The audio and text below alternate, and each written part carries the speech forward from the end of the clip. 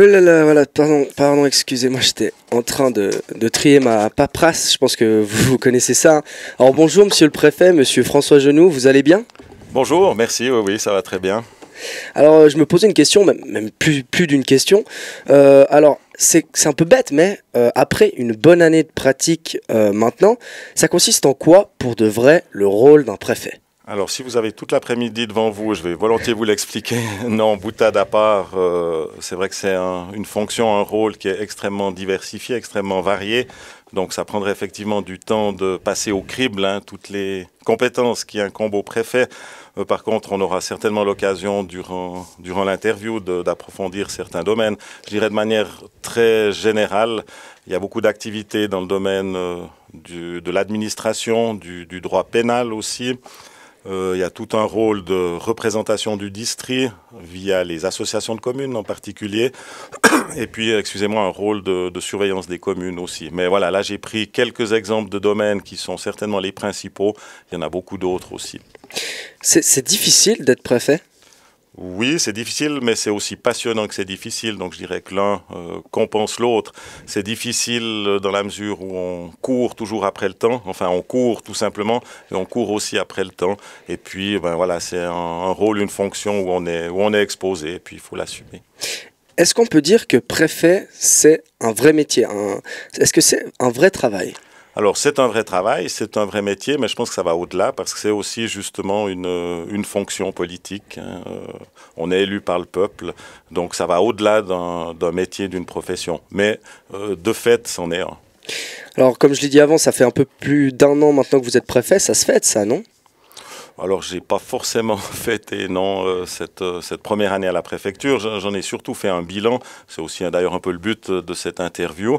Un bilan que j'ai trouvé positif, en tout cas pour ma part. Voilà, mais c'est surtout à la fin d'une législature qu'on peut faire un bilan qui soit un peu plus exhaustif. D'ailleurs, si on fait maintenant un petit flashback, je ne sais pas si vous vous souvenez encore de la méga fête de votre élection sur le perchoir de la Veveyse. Oui, je dois vous avouer que ça me paraît déjà loin, pourtant ça fait un peu plus d'une année seulement, mais oui, je m'en souviens bien. C'était bien? C'était très sympathique, oui. On a fêté ça tard dans la soirée. Alors, vous êtes père de famille, de 3 filles et d'un garçon, c'est ça? Oui, tout à fait. Alors, vous allez nous dire que gérer à la perfection votre vie de famille et votre vie de préfet, mais entre nous, c'est vraiment possible, ça? Est-ce que vous les croisez encore, vos enfants? Alors, par rapport à votre première question, votre première affirmation, je vous réponds tout de suite non, je ne gère absolument pas tout ça à la perfection, loin s'en faut. Et puis, j'en suis conscient, d'ailleurs, ce serait difficile avec cette fonction de gérer tout cela à la perfection. Alors, je les croise, oui, sûrement pas assez. Il faudrait leur poser la question. Et eux, ils gèrent comment leur papa préfet? Ils sont fiers ou ça les gêne quand ils sont avec vous dans la rue, que tout le monde vous regarde? Enfin, je sais pas si on vous regarde, mais moi je sais pas si j'aimerais ça, quoi. Ouais, je crois pas qu'ils aiment forcément ça, surtout si les gens regardent. Mais je crois que c'est des enfants ou des jeunes, des adolescents qui ont leur propre personnalité, donc ils vivent pas par procuration ou à travers leur père et sa fonction.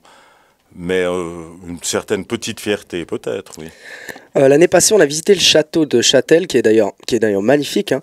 Votre bureau, j'ai trouvé qu'il était vraiment grand. Est-ce que ça vous sert vraiment un aussi grand et magnifique bureau ou est-ce que vous pourriez pas le partager avec quelqu'un d'autre? Alors il est grand, certes, il est beau, enfin l'ensemble du château et en particulier la préfecture est vraiment belle. Par contre, ben voilà, on hérite de ces bureaux-là. On a beaucoup d'espace, on est 5 personnes dans la partie préfecture avec des pièces vraiment spacieuses. D'ailleurs, le bureau de ma lieutenante doit faire plus ou moins la même surface que le mien. Alors, c'est pas que ça me dérangerait de le partager, mais il n'y a pas un besoin absolu. Est-ce que vous y allez chaque jour? Oui, pratiquement chaque jour. Oui. Et vous passez combien de temps par jour dans votre bureau?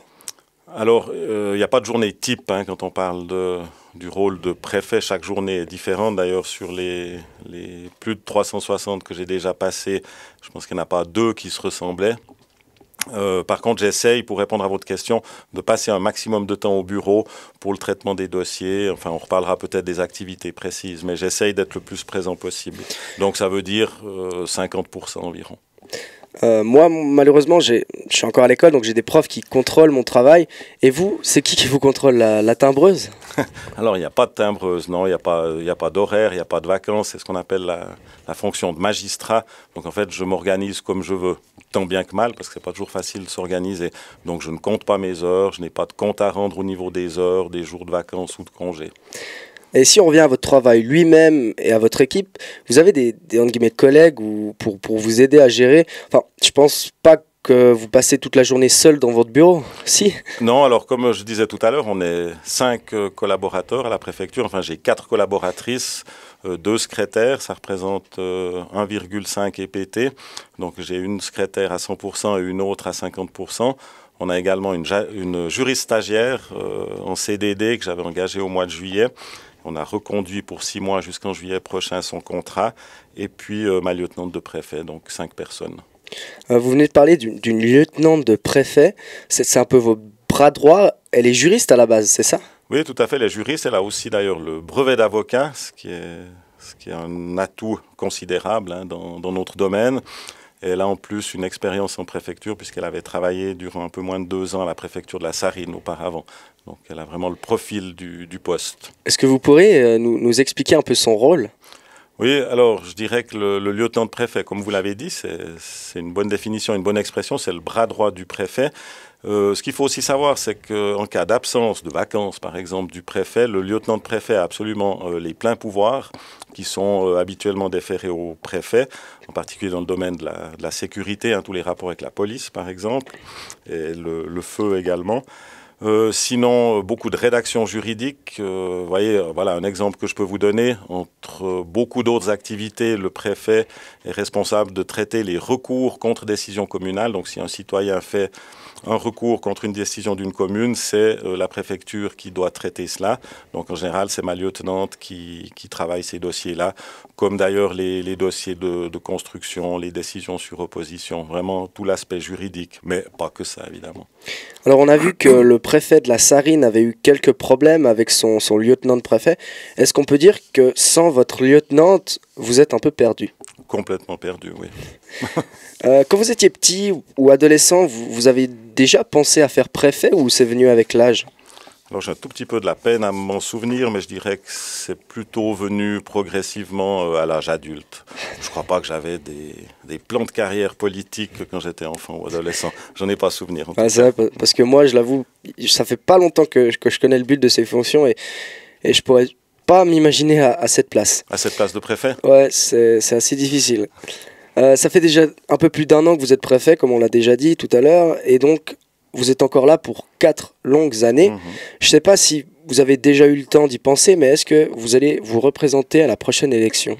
Alors très honnêtement, je n'y pense absolument pas. J'ai pour l'instant ma motivation qui est intacte pour mener à bien cette mission durant, comme vous l'avez dit, les 4 prochaines années. Là, je fais absolument aucun plan. Mon objectif, c'est vraiment de répondre aux attentes et à la mission qui m'a été confiée pour ces 5 ans. Et alors pour terminer, je vous propose quelques questions pièges sur vos actions et sur l'actualité politique. Vous êtes prêts? Prêt. Alors, est-ce que vous pensez que les camps de ski, les activités culturelles, les voyages à Berlin vont définitivement disparaître en Veuvez?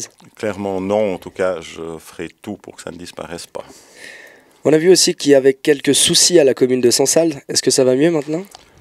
Alors je ne vais pas répondre de manière directe avec cette question. Ce que je peux vous dire, c'est qu'on est toujours dans cette procédure d'enquête administrative. On attend impatiemment, enfin tout le monde attend impatiemment les réponses et puis surtout les mesures, parce qu'il y aura des mesures qui vont être prises par la préfecture dans sa décision de clôture. En tout cas, il tient à cœur à la préfecture de faire en sorte de tout faire pour que la commune de Sensal puisse être gérée de la meilleure manière possible, évidemment. Ce qui n'est pas facile parce que quand on parlait des journées de travail, c'est quelque chose qui prend beaucoup de temps, même si on a une enquêtrice qui est chargée justement des investigations. Et à part ce cas-là, les communes de la Veuvez, elles sont plutôt bien gérées, mal gérées, très bien gérées ou parfaitement gérées?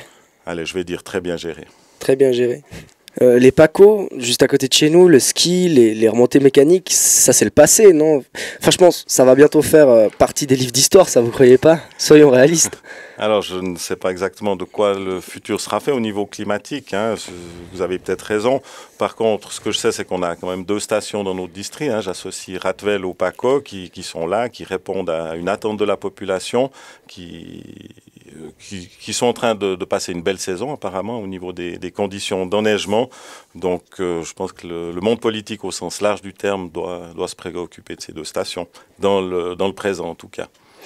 Et la fusion des communes, c'est quoi pour vous? Un rêve, une utopie, une connerie ou autre chose? Autre chose, oui. Alors je pense que c'est aucun de ces 3 mots-là, mais plutôt une vision possible pour l'avenir du district. Je dis bien possible parce que, encore une fois, on est dans cette phase de préétude, hein, comme vous le savez maintenant, qui devrait se terminer au milieu du printemps. Donc ce sera aux communes, aux responsables communaux de décider quel avenir elles veulent donner à notre région, à notre district. Alors est-ce que ça passera par des collaborations accrues telles que celles qui existent déjà ou par un mariage politique, pourquoi pas?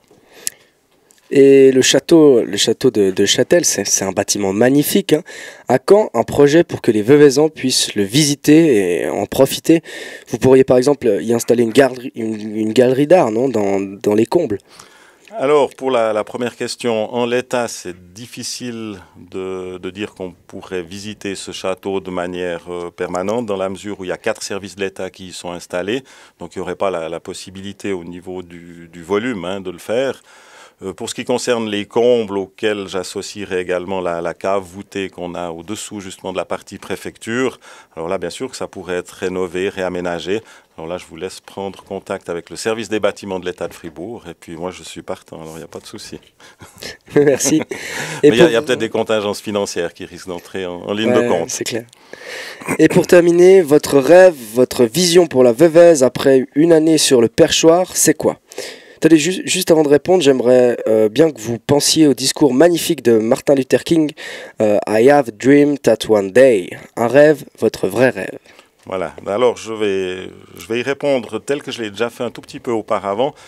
J'ai eu l'occasion de le dire souvent, mon rêve, mais qui se réalise en partie et puis qui va continuer à se concrétiser et à se réaliser, c'est vraiment d'avoir un district, malgré le fait qu'il soit petit, mais qui soit fort, et puis surtout qui mette en évidence une unité parmi les différents acteurs qui le composent. Donc je pense en particulier aux communes, mais pas seulement, à tous les partenaires économiques, touristiques, à la population.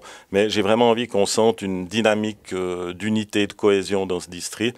Alors on parlait des fusions tout à l'heure, hein, ça passera pas forcément par une fusion, ça pourrait être le cas, mais vraiment que tout le monde tire dans le même sens et puis qu'on soit un petit peu plus visible, hein, on l'est évidemment, mais qu'on soit encore plus visible, je dirais, sur l'échiquier roman, mais en tout cas fribourgeois.